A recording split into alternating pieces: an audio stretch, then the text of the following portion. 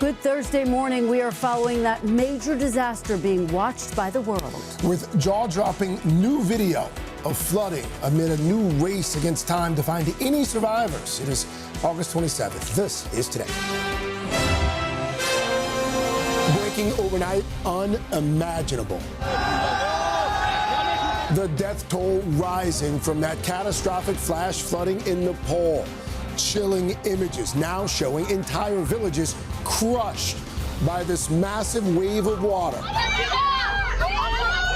Mud-covered survivors dragged from the debris overnight, but at least 1,500 others still missing, including dozens of American tourists. The race to find them now intensifying. The very latest in a live report from Nepal. Historic deal, a landmark settlement in that high-profile case accusing Meta of designing apps to be deliberately addictive to children. The social media giant agreeing to pay billions of dollars and make major changes to Instagram and Facebook. What we accomplish will protect an entire generation. What all parents need to know, and whether other social media giants will do the same. In the spotlight, closing arguments today at the closely watched trial of Lindsay Clancy. Her fate soon to be in the hands of the jury. We'll take you live to the courthouse. Game changer?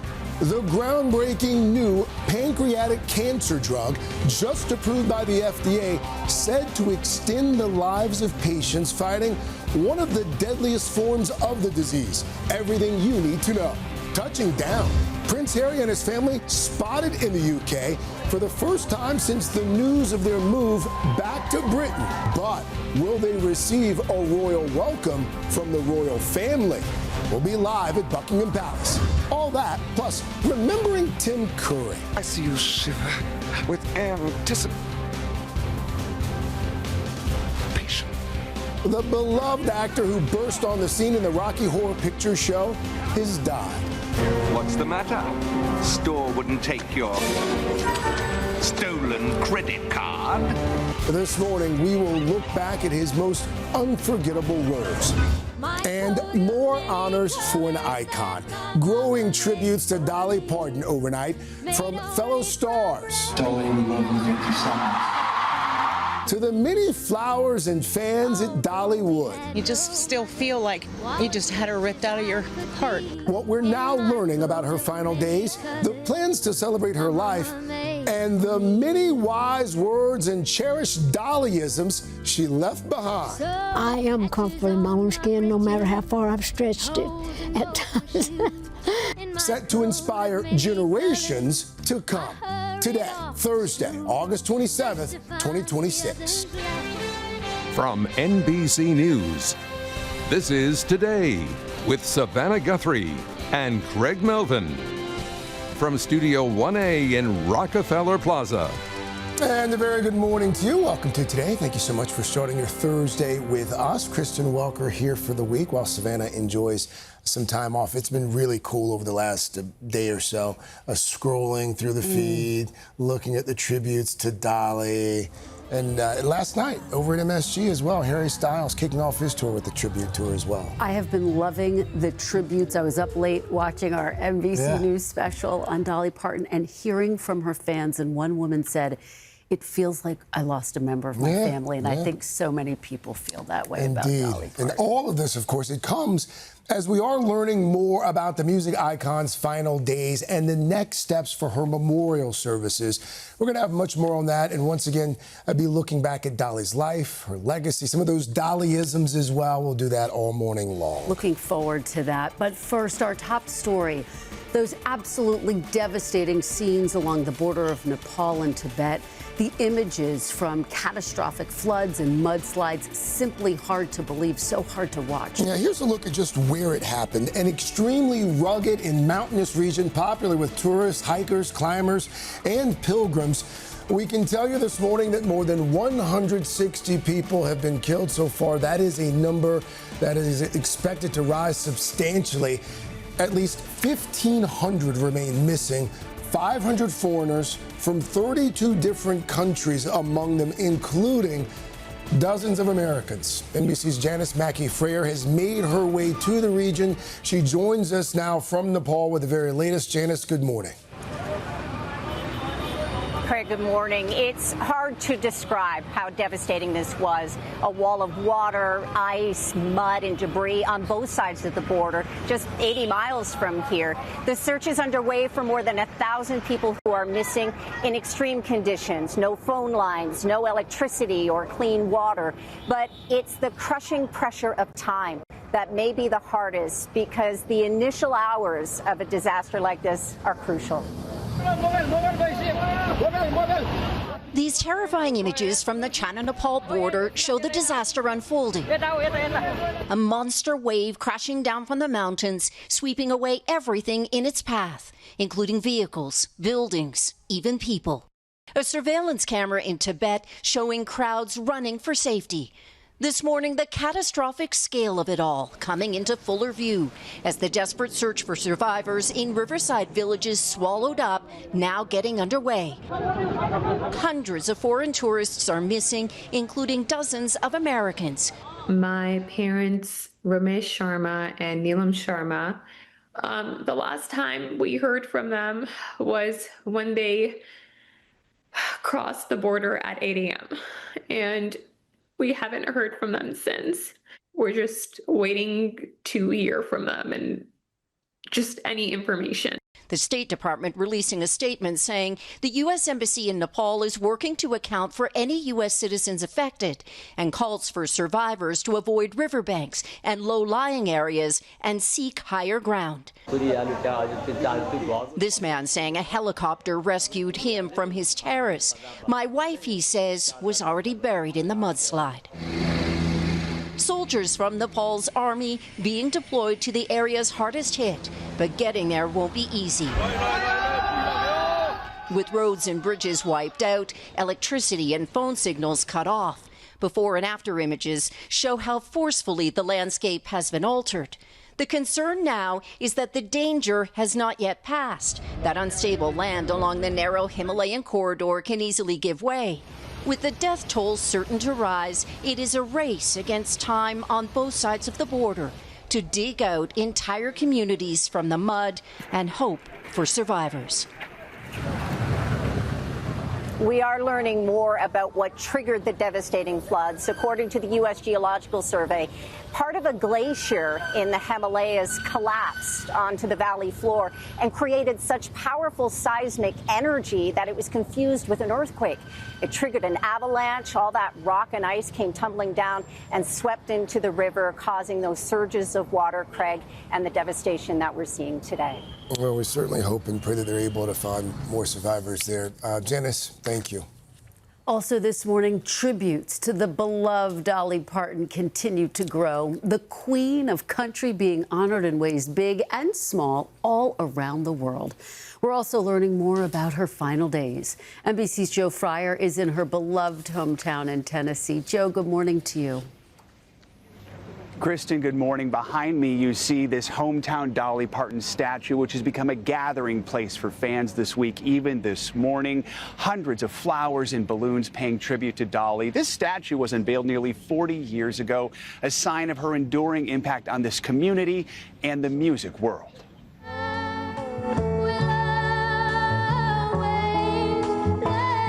This morning, the world is still coming to grips with the death of a legend, Dolly Parton, as tributes continue. From fellow entertainers like Harry Styles overnight at Madison Square Garden.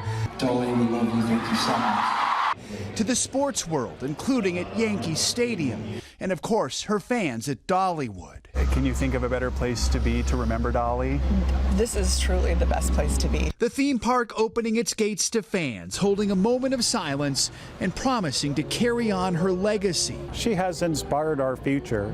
The Ely family traveled here from Illinois, planning to celebrate Isabella's 21st birthday, never realizing they'd also be honoring Dolly's spectacular life. You just still feel like you just had her ripped out of your heart. Parton's passing after a brief cancer battle came as a shock. How's everybody doing today? In June, during what would be her last public appearance, the grand opening of her Dolly-themed truck stop, Parton's quick wit seemed as sharp as ever. I'm sure some of you wondering why I wanted a truck stop. Well, I couldn't leave it to beavers. Still, she was no stranger to health problems dating back to the 1980s.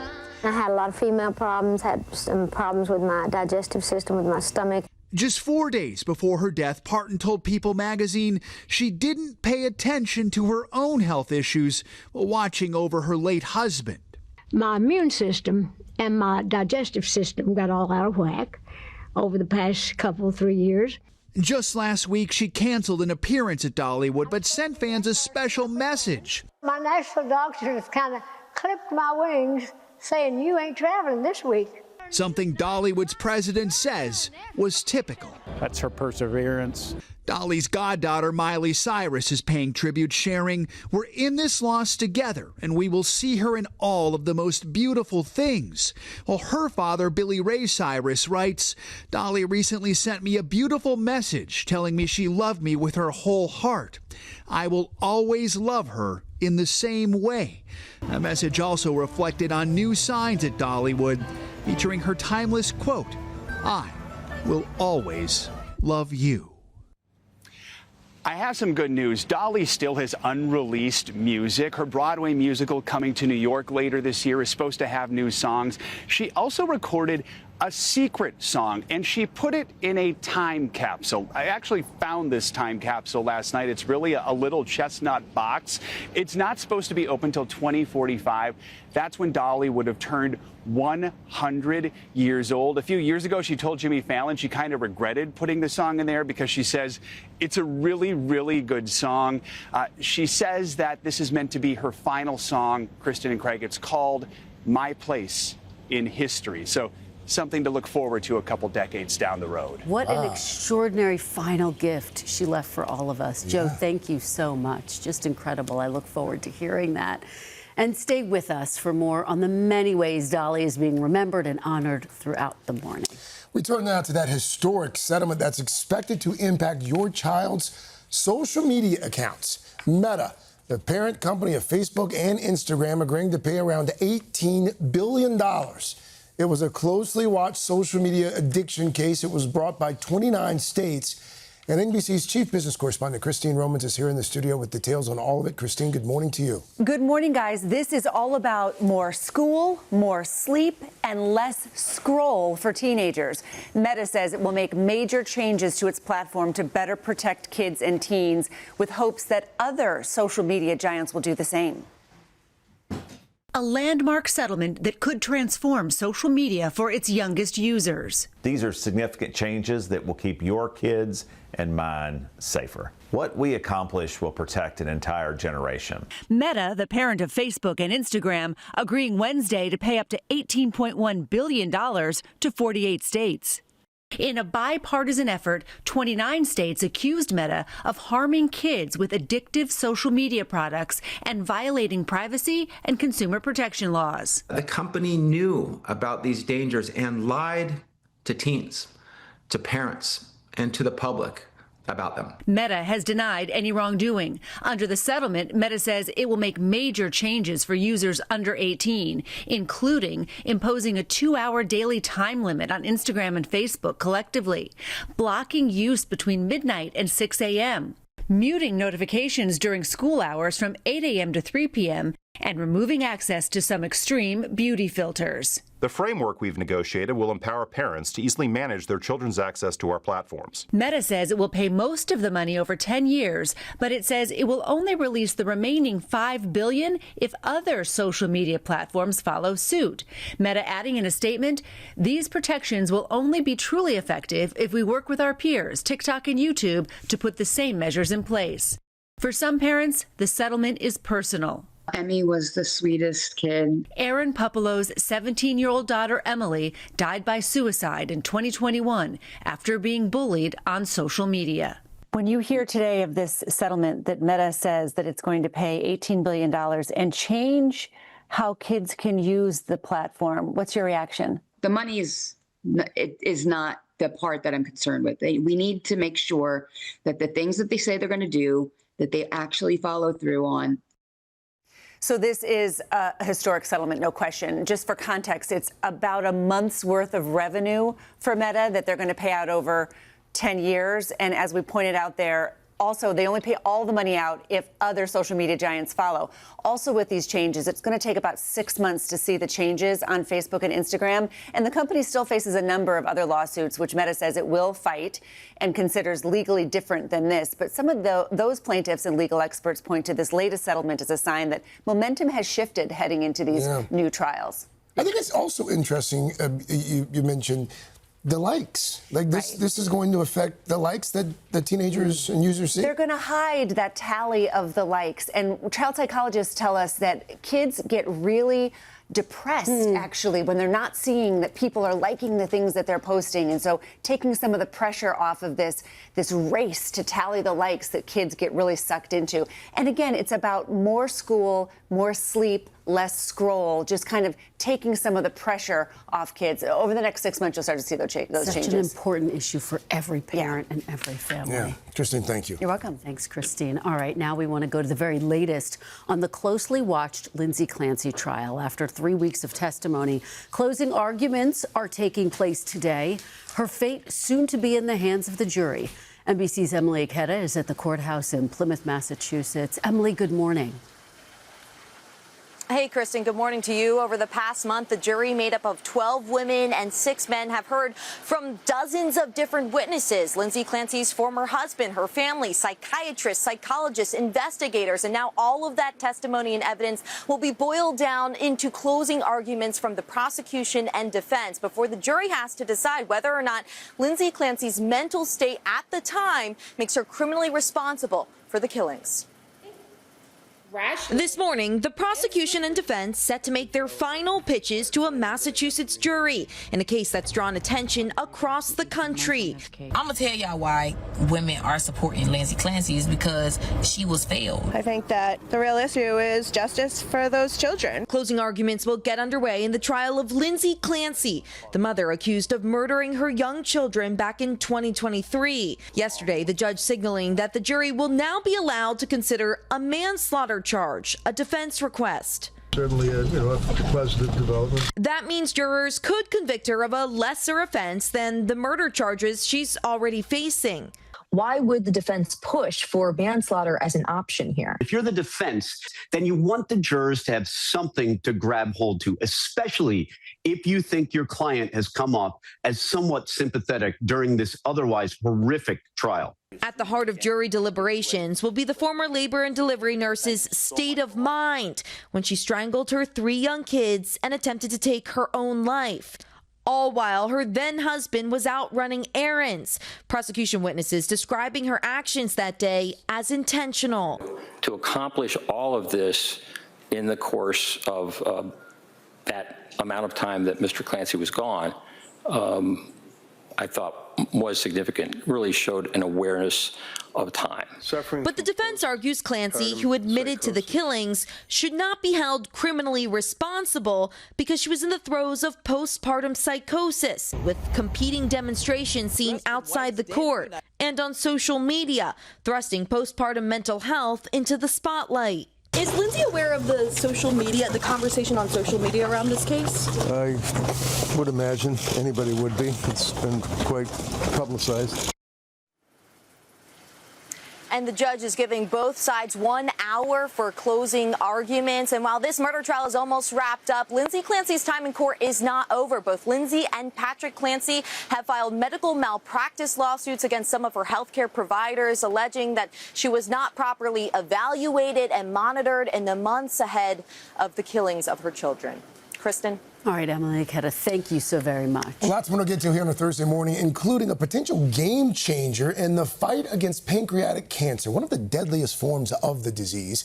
The FDA approving a daily pill that in clinical trials doubled survival time for many patients compared to chemotherapy alone. We've got everything you need to know. NBC News medical contributor Dr. Natalie Azar is here. You are, shall we say, usually fairly skeptical about a lot of these new drugs, but you're excited about this one, really excited. So the excitement from oncology is absolutely drifting over to me. You know, when they first reported these results at an oncology meeting in May, they got a standing ovation. Wow. People were crying in the audience. And the reason is that this particular medicine is targeting a protein that has eluded scientists for literally decades. This is a protein called RAS, and it's responsible for cell growth and division. We know cancer, of course, is uncontrolled cell growth and division, and this particular medicine targets that. It basically turns these cancer cells from an on to an off switch. And we just know the statistics, unfortunately, are so unfavorable for pancreatic cancer. There's going to be more than 67,000 cases, new cases this year. About 80% of cases recur, and sadly, individuals who have advanced or metastatic cancer, only 3% of them are alive at 5 years. Wow. Just incredible. So, Dr. Azar, what does this mean for lifespan, and what are the implications for other types of cancers? So what's so exciting about this, Kristen, is yes, of course, with this particular trial, these were patients who already had metastatic disease. So what we are hoping and what they are studying now is how do we use this maybe as first-line therapy, right? This particular KRAS mutation, it is present in about 90% of pancreatic cancers, but it's also present in a number of other cancers, such as colorectal and lung, endometrial, bile duct. And so it's being studied in all of those other types of cancer. You know, what I always say is 15 years ago, we had immunotherapy. A couple of weeks ago, we talked about cancer vaccines. Now we have these targeted treatments that are targeting these gene mutations. It's really, I think, the beginning. And again, I can't overstate how excited I am because oncologists are so excited. It really is probably a new frontier for cancer treatment. Excellent. Super exciting. Another tool in the toolbox. Exactly. Dr. Nelly, thank you. Thanks so much. He picked up the check, he told Mark they'd talk again soon, and he was gone. But not before he made his biggest contribution to the company. Drop the, just Facebook. It's cleaner. All right, back 7:30 with that famous scene from The Social Network on the birth of Facebook, of course. Well, 16 years later, a very timely follow-up, The Social Reckoning. That's what the film's called, The Social Reckoning. It's heading to theaters. We're going to give you a little sneak peek at a new trailer a little bit later. You interested? You going to go? Absolutely. Looks interesting. That first one launched a lot of careers. Yes, it did. By the way. But first, we are going to begin this half hour with more on the powerful legacy of Dolly Parton. People all around the world were lifted up by her heart and compassion. No one more than her family and inner circle, of course. NBC's Ann Thompson here in the studio with that part of the icon story. Ann, good morning. Good morning. You know, Dolly Parton's family was big, very big. She was one of 12 children. And while she never had any children of her own, her nieces, nephews, and cousins, really everyone she knew, are now remembering a person they will always love and could always count on, far away from the spotlight. Dolly Parton called herself Miley Cyrus's fairy godmother.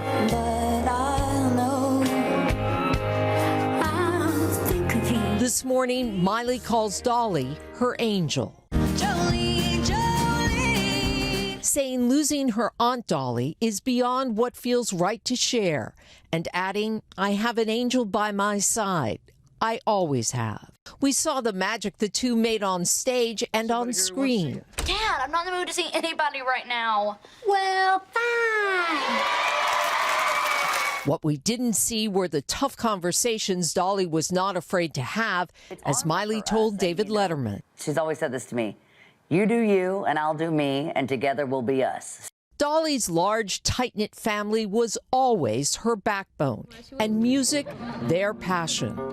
Is everybody ready back there?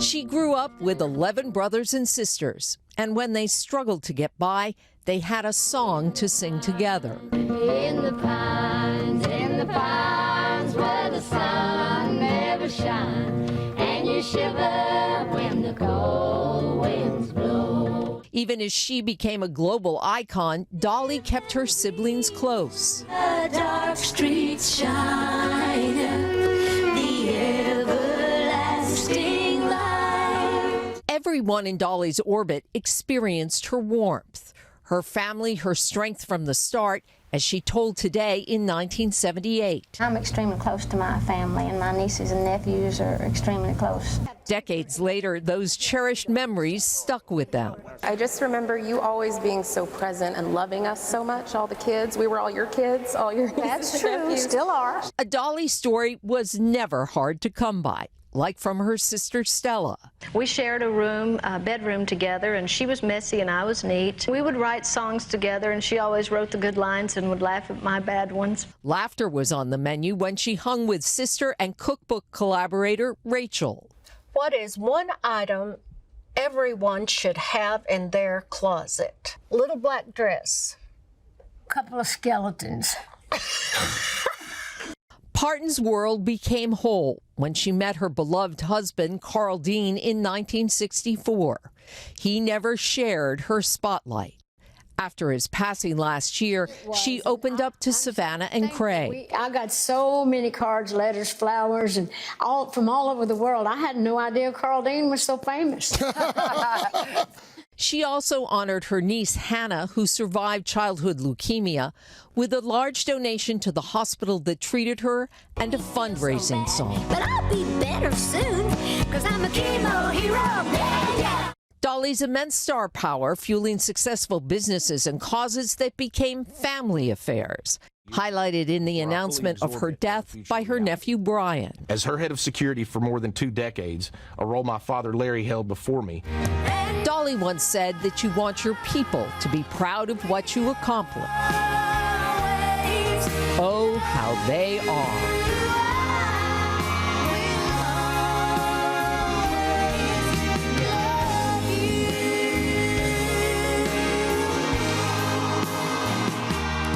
In her tribute, Miley Cyrus went on to say that their most sacred moments were private. But a few years ago, she spoke about the impact Dolly had on her and how Dolly would always tell her she didn't have to try to be like her. And the most important thing was that Miley should be Miley. Yeah. But I loved what she also said to her. She said the hair, the makeup, the sparkles, they're our armor when we get out on stage. And I thought, what a wonderful thing to say to someone who's young and going through difficult personal times.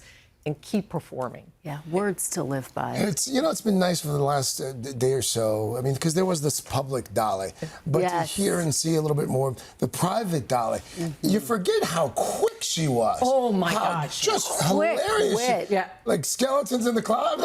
I've been watching her old clips on Johnny Carson, which look at them on social media. They're hysterical, and the two of them are just wonderful. It's just incredible. I love the footage of her with her siblings. Oh, that was incredible, Anne. Thank you. Thank you so much. Still ahead here, we're going to remember the loss of another star, famed actor Tim Curry, beloved in Hollywood and on Broadway in equal parts. But first, Prince Harry's family kicking off their next chapter, returning to the UK for the first time since the news of their big move. Inside their arrival and what's next in a live report from Buckingham Palace.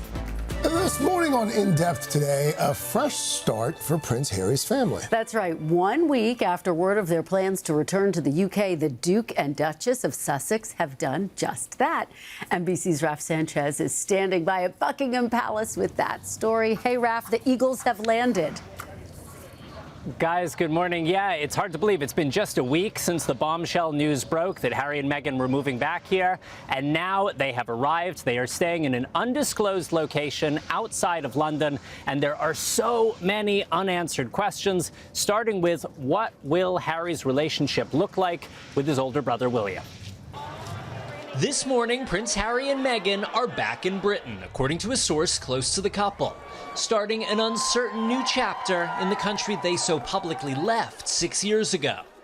They reportedly flew back from California, arriving by private jet with their children Archie, 7, and Lilibet, 5.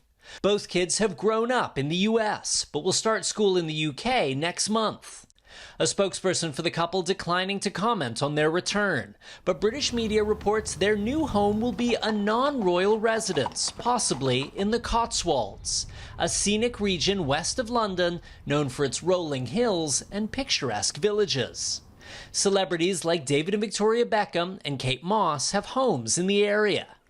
A Cotswold move would put Harry close, but not too close, to Prince William, who lives an hour away with Princess Kate and their 3 children near Windsor Castle. Harry has had several recent reconciliation meetings with King Charles, who's in treatment for cancer. But there's no sign of a thaw in his frosty relationship with William, his older brother and future king. There's a real mountain to climb before there can be any reconciliation between the brothers. Just because they're on the same side of the Atlantic, I don't think that necessarily means things are going to change quickly. In his memoir, Harry said William physically attacked him in 2019, a claim the palace has never addressed. The brothers have not been seen publicly together in 2 years. Of course, some members of my family will never forgive me for writing a book. Of course, they will never forgive me for lots of things. The British public divided over the couple's return. Their problem will be is that the country's pretty much fed up with hearing about their self-indulgent behaviour. I want them to come back and I want everyone to just leave them alone and just do nice things. I mean, anyone can do what they want, can't they? 2026. And it's still not clear who's going to pay for Harry and Meghan's security while they're here in the UK. When they were in the US, they paid for their own private security. But Harry has been trying to get taxpayer-funded bodyguards for his family. In fact, one of the only details their spokesperson would disclose is that they are bringing their dogs over with them to England. But those chickens, which you might remember from Meghan's Netflix show, they're staying back in California. The chickens are staying. All right, Raph Sanchez, thank you so much for that. I like the woman who says just leave them alone. It's 2026. You do have to wonder if the dogs are coming back, how long it's going to take for them to pick up that accent. It's 8 o'clock on Today. Coming up, catastrophic. These terrifying new images this morning. A monster wave of water crashing down from the mountains and wiping out everything in its path. Buildings, bridges, vehicles. Just ahead, the desperate search for survivors, including dozens of American tourists feared swept away. We'll have a live report from Nepal. Then, new details. Body camera footage showing the moment San Francisco 49ers owner Jed York was arrested during a prostitution sting. Don't move, don't do anything. With the start of the NFL now less than 2 weeks away. The full story straight ahead. And remembering a beloved actor. That's where we're gonna be. Tributes pouring in for Tim Curry. We'll remember his decades-long career from comedy to campy and everything in between. All that, plus celebrating Dolly's words of wisdom. It's just thought if you see somebody without a smile, give them yours. Sandra Bullock back on the red carpet. It's true. We're witches in the curse's room. And Harry steps out in styles. As fans gather together on our plaza for a special surprise. Today, Thursday, August 27th, 2026. Visiting from Vienna, Virginia, Windsor, Illinois, Garland, Texas, Omaha, Nebraska, and Wichita, Kansas. Celebrating my 12th birthday. First time in New York City from Morton, Illinois. Sister's birthday trip from Cincinnati. Hi to our husbands. Back in Pennsylvania. In California. Drove all the way from Kalamazoo, Michigan. To the Today Show. Hey, we see you, Kalamazoo. Thank you for making the trip all the way to New York City. We see all of you out on the plaza. Cannot wait to get outside, say hello in a few minutes. Hopefully that rain holds off. Thank you as well. Those of you watching at home, thank you for starting your Thursday with us. Kristen Welker helping us out while Savannah enjoys a little time off. It's a busy Thursday. Let's get right to your news at 8. We're going to begin with that catastrophic flooding in Nepal where entire villages were wiped out by a massive wave of water. At least 1,500 people are still missing this morning. And the race for finding survivors is intensifying as well. NBC's Janice Mackey-Freyer, she's made her way to the region. She joins us now from Nepal with the very latest. Janice, good morning to you once again. Craig, good morning. A massive wall of water, ice, and mud crashed into both sides of the China-Nepal border. More than 1,000 people are missing, and there is a desperate search underway to find them. These terrifying images from the China-Nepal border show the disaster unfolding. A monster wave crashing down from the mountains, sweeping away everything in its path, including vehicles, buildings, even people. A surveillance camera in Tibet showing crowds running for safety. This morning, the catastrophic scale of it all coming into fuller view as the desperate search for survivors in riverside villages swallowed up, now getting underway. Hundreds of foreign tourists are missing, including dozens of Americans. My parents, Ramesh Sharma and Neelam Sharma, the last time we heard from them was when they crossed the border at 8 a.m. And we haven't heard from them since. Soldiers from Nepal's army being deployed to the areas hardest hit, but getting there won't be easy. With roads and bridges wiped out, the concern now is that the danger has not yet passed. It is a race against time on both sides of the border to dig out entire communities from the mud and hope for survivors. We are learning more about what might have caused it. According to the U.S. Geological Survey, part of a glacier collapsed onto the valley floor. That triggered an avalanche, that rock and ice sweeping down into the river and causing those flash floods. Craig? It's so tragic there. Janice Mackey-Freyer in Nepal for us. Janice, thank you. Now to the very latest in the arrest of San Francisco 49ers owner Jed York. New body camera footage shows the moment police apprehended him during a prostitution sting.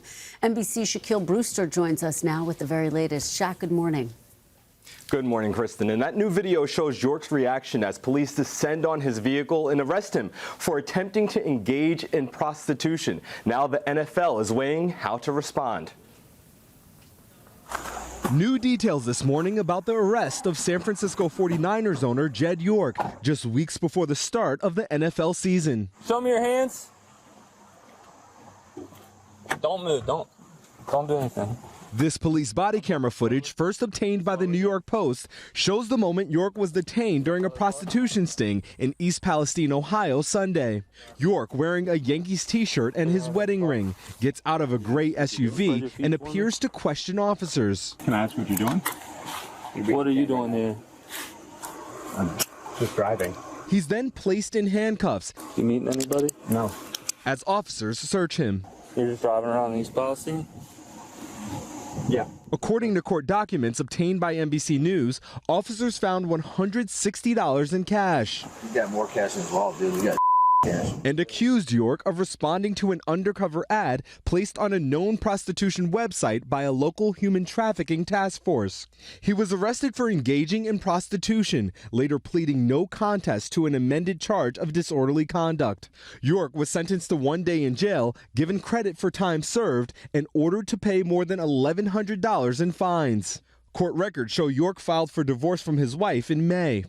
NFL Commissioner Roger Goodell says the league is reviewing the case under the league's personal conduct policy, while 49ers head coach Kyle Shanahan is calling the arrest a personal situation, adding that it won't impact what happens on the field. Obviously, it's a very tough situation. I mean, views for the organization going forward is the same as usual. I mean, there won't be any difference in that. Now, Coach Shanahan went on to say that York's involvement with the team will not change in any way, saying that football decisions will be left up to the coach and the GM. By the way, we have reached out to York's attorneys and have not heard back to our requests for comment. Kristen?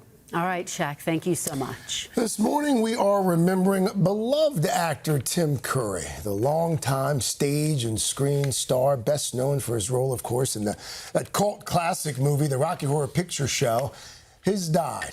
He was 80 years old. NBC's entertainment correspondent Chloe Melas joins us now with more on what was really a remarkable career. Chloe, good morning. Craig, it really was. And Tim Curry's representative says that he died peacefully at his home in Los Angeles on Tuesday. And when you take a look back at his career, it really is remarkable. Hundreds of acting credits over nearly 6 decades. But it was that expressive face and that unmistakable voice that made Tim Curry one of Hollywood's most instantly recognizable stars. Whether he was being funny, and to make a long story short, too late, flamboyant, why don't you stay for the night, or even frightening, for nearly 6 decades, Tim Curry has always been unforgettable. We're trying to find out who killed him and where and with what. His larger-than-life, often campy performances frequently stealing scenes. Curry's career started on London's famed West End in the musical Hair, before getting his big break as the original Dr. Frankenfurter in Rocky Horror Picture Show. He'd later reprise the gender-bending role on the big screen, which remains a cult classic. The thing that resonated for me more than anything was "Don't Dream It, Be It," which was a really good slogan. He went on to act alongside some of the biggest names in the business,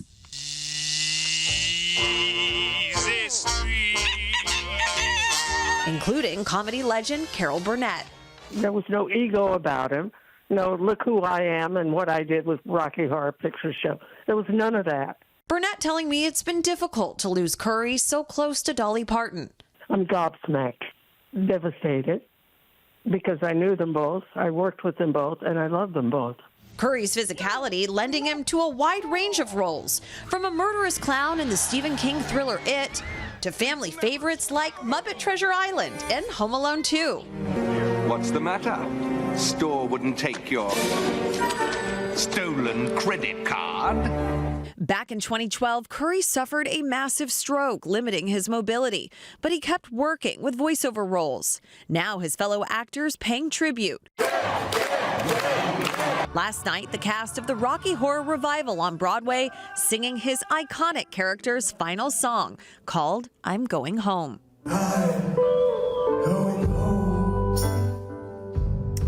And Susan Sarandon, who starred with Curry in Rocky Horror, remembered him as funny and original, but she said that what she loved most about him was his heart. Wow. Nice. Great interview with Carol Burnett. Oh, that was unbelievable. Yeah. Chloe, thank you. All right, well, that's the news. Now, Craig, you're handling the boost. Oh, JBH isn't here, so I'm going to try. Do my best here. So this one comes from Oklahoma, where high school cheerleader Taylon Shaw thought she was watching mascot tryouts with her teammates. But check out what happened when one captivating candidate took off his mask. This is for...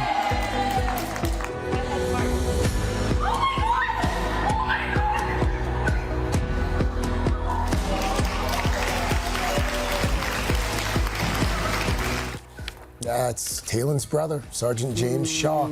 Those siblings reuniting for the first time in more than a year after James's deployment there. Taylor sharing her brother was the person that she least expected to see in that costume. What a sweet surprise. Oh, well, she was so excited to see him. Yes. Love that. All right. Dylan, what's working on Pop Star? Well, this is a good one, guys. We are celebrating Harry Styles' massive run of shows over at MSG. We've got a peek at his opening night concert and also a big surprise for Harry fans on our plaza.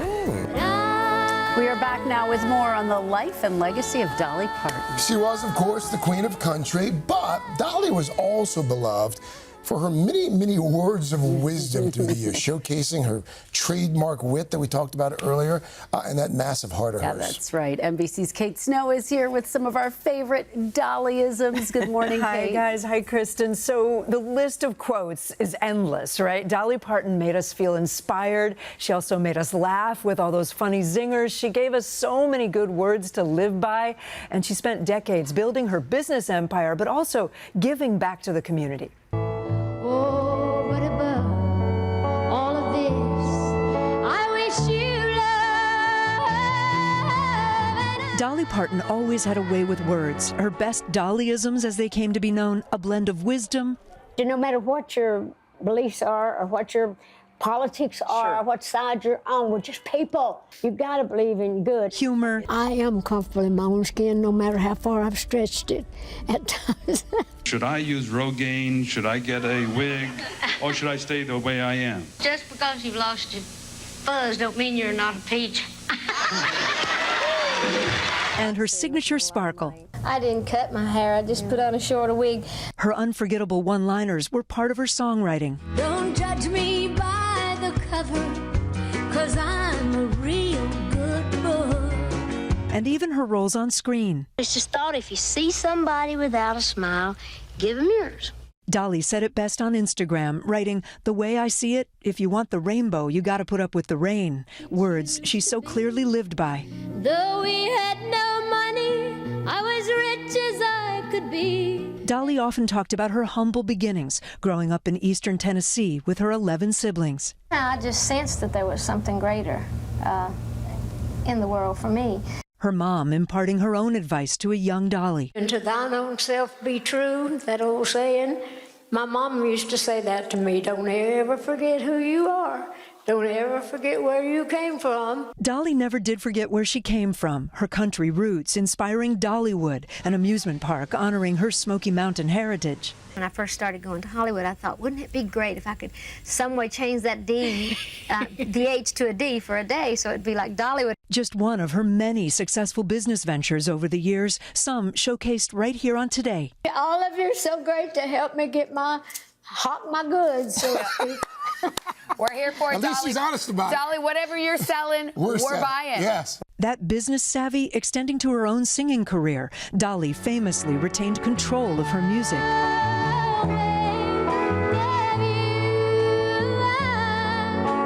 Even turning down the king of rock and roll, Elvis Presley's request to record his own version of I Will Always Love You. The queen of country unwilling to give away half of her publishing rights for the song. Years later, she let Whitney Houston sing her song, and it was a hit.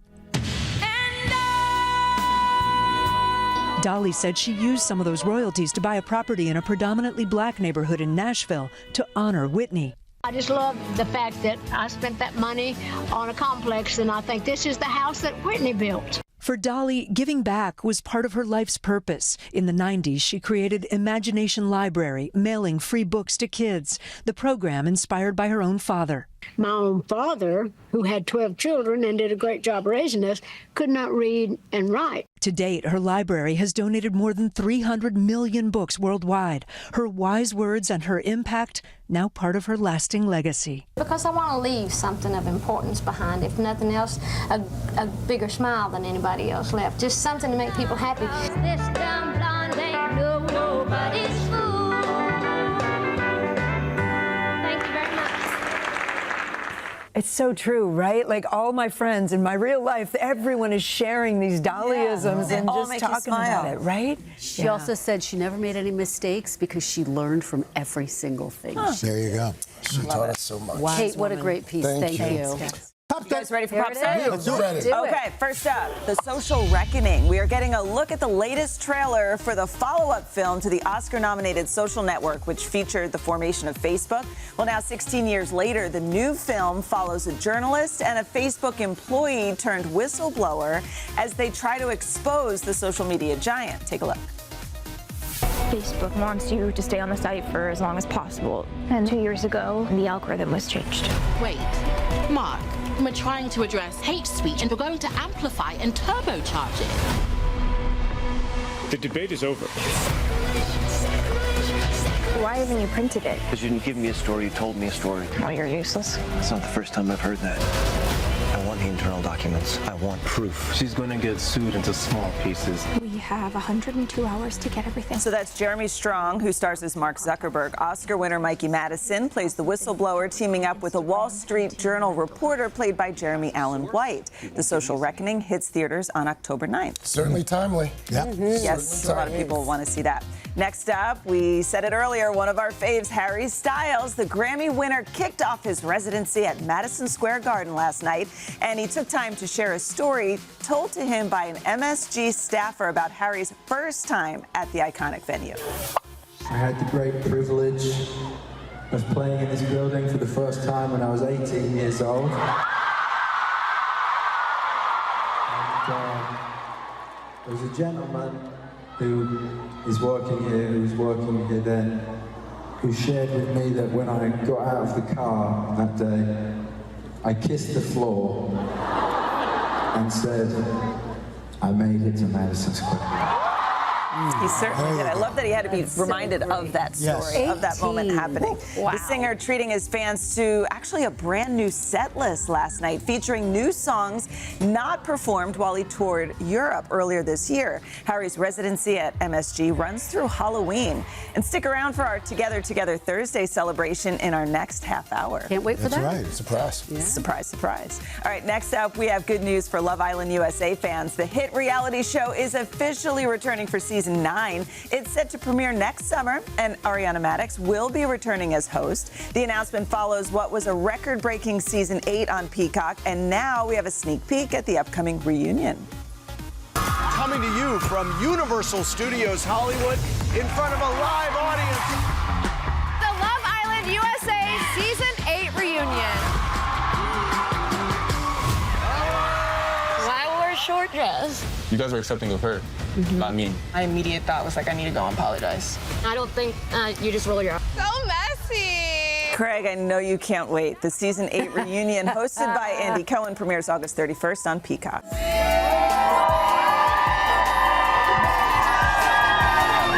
despite a little bit of drizzle, we have a fired-up crowd today. We are back at 8:30 with a lively crowd on the plaza, waving hello to loved ones back at home, and even more excitement is expected out here tomorrow, guys, when Grammy-nominated music star BB Rexa takes over our city concert stage. We cannot wait for that. It's gonna be a good crowd. Thank y'all. Thanks for coming. Thanks for being Thanks here. for being here. We got some of Today's Show ponchos on. Had a little rain. Folks, what does that T-shirt say? Oh, hang on, hold the boy up. Stand there. Hold the boy up. Where did you? You're 11 today? Yeah. What's your name? Jay, Where you from? Vienna, Virginia. Happy birthday, Jay. Thank you. Vienna, Virginia. There you go. End of the orange line. 11, how about that? Coming up, guys, Bobby Flay, one of our favorites, is here. Man in the Grill. Always a good sign, but he's got a brand new Food Network show that he's going to tell us about. And then we're going to have one of Al's favorites, some chicken thighs. Oh, that's your favorite. Chicken thighs. He's always working on something new. All right, then coming up on the third hour, Al is taking his beekeeping skills to the next level with a New York couple who never imagined they'd be harvesting honey. We can't wait for their inspiring story and the sweet success they're now sharing with their entire community. Now to our Together Thursday celebration. So that's the name of Harry Styles' sold-out tour.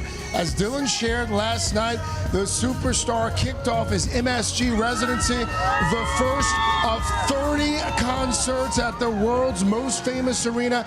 And to mark the occasion, we asked Harry's fans to join us on the plaza this morning. So as they arrived, they entered for a chance to win tickets to catch one of Harry's concerts. Those entries are now all in Al's disco ball. That's right. And Al, it is time for you to pick a winner. Well, actually, I got this disco ball from Craig's dressing room. So That's true. If you notice, it's missing. Okay. It's a magic I hope I put my name All in the there. names are in there. You're not eligible. None of us are allowed to do that. Okay. And I'm looking for Cindy Hersom. Cindy Hersom. Where's Cindy? Oh. Cindy. It's the woman jumping up and down. All right. We're going to... There you go, Cindy. Where are you from, Cindy? Chicago, Illinois. Chicago, Illinois. Big Harry Styles fan? Yes, huge. Yeah, huge. Well, guess what, Cindy? Guess what? Boom! You are getting tickets, okay? 4 tickets for MSG, either for tomorrow or Saturday's concert. Which day? Excited. Which day you want to go? Tomorrow. You're going tomorrow. Tomorrow. You got 3 other friends you want to take? Yeah, 100%. Yes. Yeah. Yep, Where? yeah. Where are they?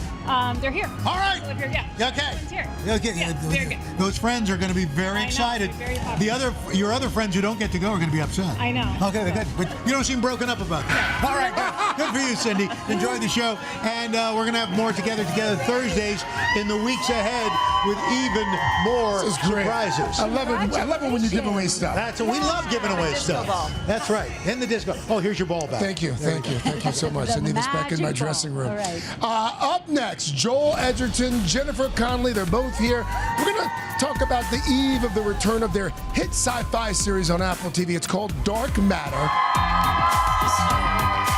We're back with Jennifer Connelly, who woke up at 3 a.m. this morning and went running before she came to the Today Show. Anyway, Jennifer's here, Joel Edgerton. They are, of course, the stars of Apple TV's Dark Matter. In the sci-fi thriller, they play a married couple, finally back together in season 2, after Joel's character was abducted through the box into an alternate version of his own life. And this time they find themselves and their marriage put to the ultimate test. What if I could build an on-off switch for the box? Just, it could stay offline. No one can use it unless we decide.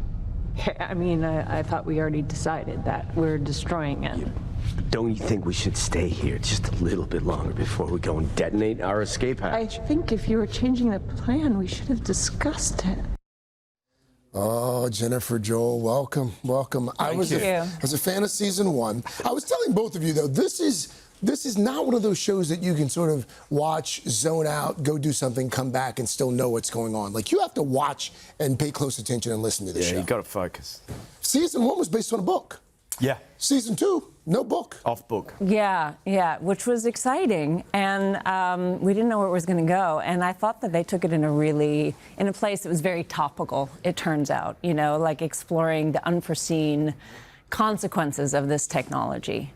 It's interesting that you point that out, because one of the themes that I found most interesting in season 1 was this idea that we should perhaps be mindful of the technology that we create and the consequences that technology could have on a larger society. Yeah, there's a big question posed in this season, which is if it can be done, should it be done?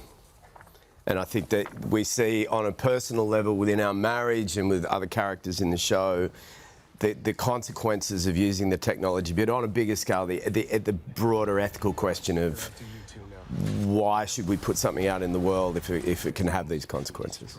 I also understand there's an episode in season 2 where you had to pick up a new skill. You had to learn sign language. Yeah. How did you go about doing that? With a lot of challenges. I don't know what it takes. Yeah, just had a really great team, ASL team around me to kind of help guide me through and not look foolish.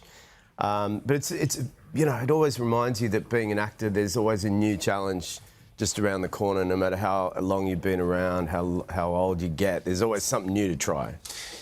If you stumbled upon the box, first of all, I think we should probably sort of explain the box a little bit. Can you explain the box for people who aren't really familiar with the concept of the show? Sure. It was created by a version of my husband, and the idea of it is to be able to travel to alternate realities. You enter it, it puts you in superposition, and you can enter different realities, different versions of our lives. That's the technology. And we wind up having to travel in the box, not of our own will, but because of some of these ramifications, these consequences of the technology. If there were a real box, where would Jennifer go? What other universe would you explore? I don't want to be anywhere but right here, right now. Oh, that's good. Is that the same for you? Same for me, dude. I wouldn't exchange anything. I used to have regrets in my life about this, that, and the other, which I won't go into. But everything, one of the great things thematically is that you are the sum total of all the experiences you've had up until this point. So why take away some of the naughty or the bad ones? You know what I mean? Because that's who I am right now. I'm right there. Happy to be here. All the bad makes us who we are, right? Top Gun 3, what can you tell us without some studio executives sending hitmen for you? I would if I could. I don't know any more than you do, probably. I mean, I've heard that they would love to do it, but I don't know anything concrete about it. So no script? No, I haven't seen anything. Is there a text thread? Sometimes the text thread precedes the script. I don't know anything about it. I am going to play Jennifer's new bar assistant. if I have my way. Just I'm going to fix a couple of cocktails in the background. Okay, we'll work you into it. Before we go, I do have to ask you, you're a marathoner. Well, I mean, that sounds like I've done it multiple times. I did one. I ran the New York City Marathon one time. Yeah. And I'm aspiring to do it again November 1st. That's amazing. We get a lot of guests who wake up early for the show. I can't remember the last time we had a guest who awakened at 3:45 and ran before they came. Coach Ben told me I had to go do my speed workout this morning, so I did it. Well done. You want to stop by the plaza after you do the marathon, after New York? Will you come back and we'll celebrate with your medal? Okay. And we'll run this clip and we'll celebrate. All right. Okay. We're going to, control room said we're going to hold you to it. And I'll fix you a cocktail. Jennifer, thank you. Joel, thank you. Congrats on season 2.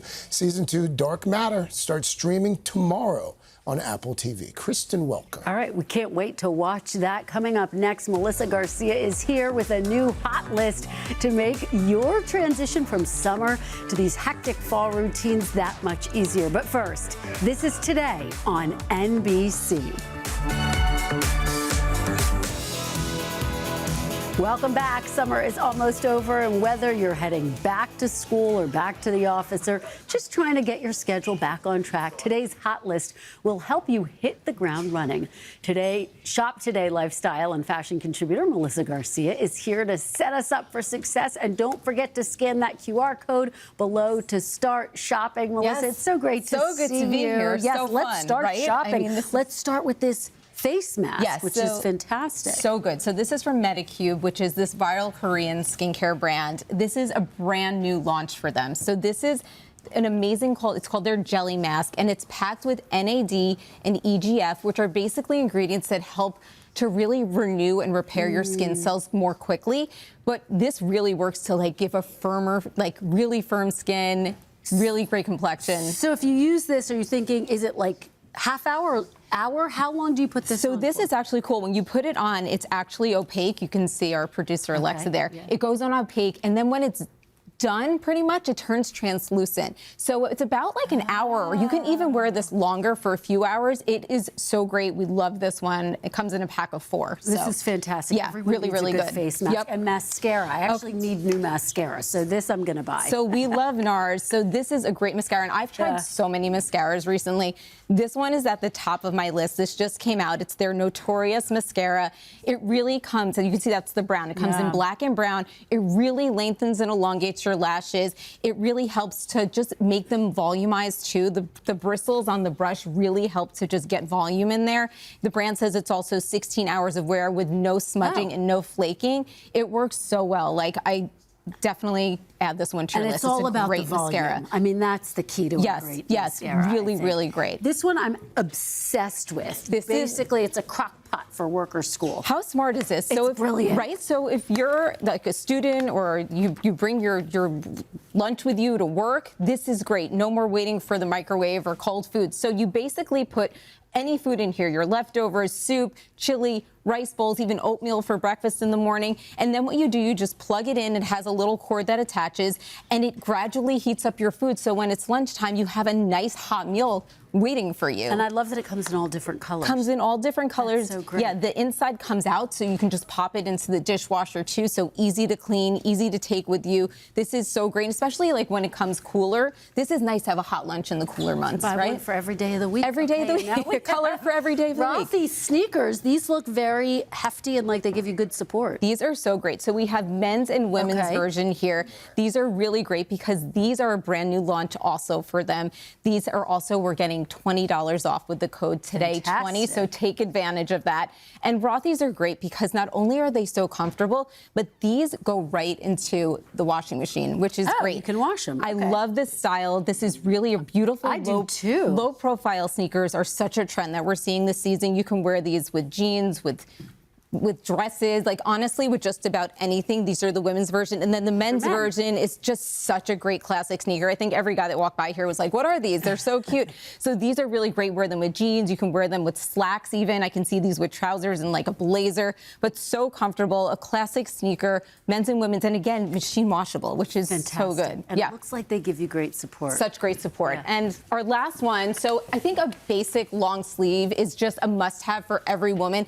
These are from Amazon. Amazon, about $10. The cotton modal spandex blend, really comfortable, comes in tons of colors. You can wear it so many different ways. Like, get this in multiple colors. This and is you something can't beat $10. Yeah, just about $10. You wear this all the time. There's so many different ways to style these. They're amazing. Right. Fantastic. Thank you so very much, Melissa. Well, she's back with more in the third hour. And remember to shop these products, scan our QR code, or head to today.com/shop. Craig?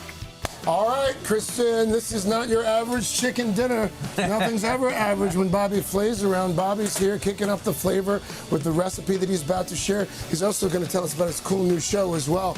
But first, this is Today on NBC. And welcome back. This morning on Today Food, we are firing up the grill with one of our favorites around these parts, Bobby Flay. Bobby's got a brand new show on the Food Network on the way. It's called The Line, and it's where elite chefs work together as a team in a restaurant kitchen. The competition starts off strong when Chef Marcus Samuelson drops in. Check it out. Here's some numbers. 90 minutes to cook 240 plates for 40 guests. That's a lot. This is a glimpse into the behind the scenes of the restaurant world. You're watching two lines go to work. I'm not completely organized yet. Chef, your sauce? 2 minutes. 2 minutes. I'm already anxious. You know what's great about this is it shows what the heartbeat of every restaurant is, which is the line. Yeah. And I'm a line cook at heart. I always will be. Yeah. And it's how I sort of did all my training. But I think seeing the behind the scenes of how restaurants really work, and of course it's Food Network, so it's a competition. Makes sense. People love it when you lift the veil on things. All right. Yes, for sure. Al Roker loves chicken thighs. He's a thigh man, has been for years. All day long. This is yes. delicious. So what are we making? We're making grilled chicken thighs, skin on, bone out, okay? But we want the skin to get nice and crispy, so you start very, very slow, skin side down. And then we're gonna make a red curry coconut sauce to go with it, okay? So we have some shallots, some ginger, and some garlic, and we just sweat that. And we're gonna take the red curry paste, and we're gonna put that right in here. We're gonna sweat that as well. And the red curry paste, it's like automatic flavor. You open a can of this, and it's got obviously some like red chilies, some lemongrass, a lot of aromatics, and it just brings the flavor to the party for sure. So we sweat that. So let that sweat, and then we're gonna add some unsweetened coconut milk to this, and this kind of chills out the red curry and all that, gives it this wonderful balance, and coconut and red curry and chilies and ginger and all those things taste amazing. Roughly, how long are we talking here, Bobby? About 15 to 20 minutes. It doesn't take that long. A little bit of honey to kind of balance it out, and we're gonna let that cook. Let that cook. That becomes that. So we strain it out, okay? So you get all those aromatics out of there, and then we're gonna finish it with a little bit of lime juice and a little bit of soy sauce. We're just gonna put that in. No, we already strained it. I was showing people. Oh yeah. Oh, show and tell. Yes. I understand. The strainer was there. I was like, we should show them. I know. Dylan couldn't wait for me to let everybody know that. Okay. So then we're going to take some scallions here. We're going to slice this up because we do need some fresh garnish. I love green onions. They're very, very pungent, have wonderful flavor, very, very bright and fresh. And then we're going to make a relish to go with this. To me, contrast of texture is important. You have those nice juicy thighs. You have that beautiful silky sauce. This is peanuts, a little bit of green onion, and then we have some cinnamon here, a little bit of allspice, some lime zest, and a little bit of brown sugar. Brown sugar. That was Al Roker's nickname in high school. Brown sugar. I like that. Yeah. Tell us more, Al. No, please no. Okay. Tell us anymore. All right. Need the job. All right, so we have the peanut and green onion, and then we're going to sauce this up, okay? So we're going to take our red curry sauce. I know you've already, I'm going to reveal that you have already tasted this backstage. We saw that happen. And then we're going to take a little bit of the peanut and green onion relish, a little bit of cilantro on top. This is why you're Bobby Flay. And there you go. And I'm serving this with a pina colada, okay? I'm bringing it back. Okay. And the summer is still here, everybody. We still have a couple of weeks left. Yeah. Don't start thinking about fall yet. No. Break out the pina colada and a little bit of extra rum right on top as a little floater. Thank you so much. Like a floater. And cheers, everyone. My friend Ike, 10-year-old Ike's here. Hey. He's part of our food team now. Hey, what's up, man? We want Ike to try this and share your honest thoughts. You don't have a peanut allergy, do you? No. Because that could be terrible if that could take a turn. Yeah, all right. What say you, Ike? This is very important. Ike eats like every 10-year-old in America. Okay, and Craig, why don't you give really Ike good. a pina colada? You know what, Ike? Why don't you have a pina colada as well? So child protected. Kidding, joking. Virgin He one. reached for it, too. Yes, exactly. Yes, he did. Bobby, thank you. Congrats on the Cheers. new show. Ike, Cheers, good job. The recipes on today.com/food. Bobby's new show, his 81st show, The Line, September 8th, 9/8 Central on Why don't Food they just Network. rename it the We Bobby are Flay back Network? after Come on. local news and weather. Hey, thanks for watching. And don't forget, you can catch the Today Show every morning on NBC or take Today when you're on the go. Just follow the Today podcast on Apple Podcasts, Spotify, or wherever you listen.